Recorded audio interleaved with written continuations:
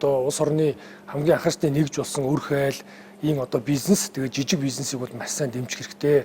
За дэмжихийн тулд хоёр томоохон бодлого арга хэмжээ авч хэрэгжүүлэх шаардлагатай байгаа. За нэгдүгээрт нь бол энэ зээлийн одоо хүртээмжийг нэмэгдүүлэх. Тэр дундаа бага үдэгээс гадна урт хугацаатай зээл олгох. Өөрөөр хэлбэл 3-5 жилийн хугацаанд олгочоор сар төлөх төлөв нь өндөр учраас үйлдвэрийн байр барих, тонгод хөрөмж авах гэдэг зүйлд бол энэ нь одоо ямар ч юм ашиггүй болчиход байгаа. Тийм учраас хүү багаас гадна хамгийн чухал нь одоо 10-аас 20 жилийн хугацаанд юм урт хугацаатай байх хэрэгтэй. Яагаад гэхээр энийг ипотекийн зээлтэй адилханаар жижиг дунд үйлдвэрийн зээлийн хугацааг одоо зохицуулж өгвөл хамгийн чухал. Өр хайлын бизнесийг, хүн бүрийн чаддаг бизнесийг дэмжиж гэж байгаа бол энэ хөнгөлтөө зээлийн хугацааг уртуулах хэрэгтэй. Уртуулахаар зээлийн их усүр хэрэгтэй болно. Хэрэгтэй их усүрийг улсын төсвөөс жил бүр нэмэгдүүлэхээс гадна үндэсний баялагын сантайгаа уйж өгөх хэрэгтэй. Бүхэлд нь одоогийн байгаа энэ одоо тогтолцоог шинжлэх, олон улсын жишгт одоо хүргэх шаардлагатай. Тэгжээж олон улсын жишг буюу дотоодын бүтээгдэхүүн 40% нь жижиг дунд бизнесийн эзлэх хувь хэмжээ одоо дүүцнэ л гэсэн үг.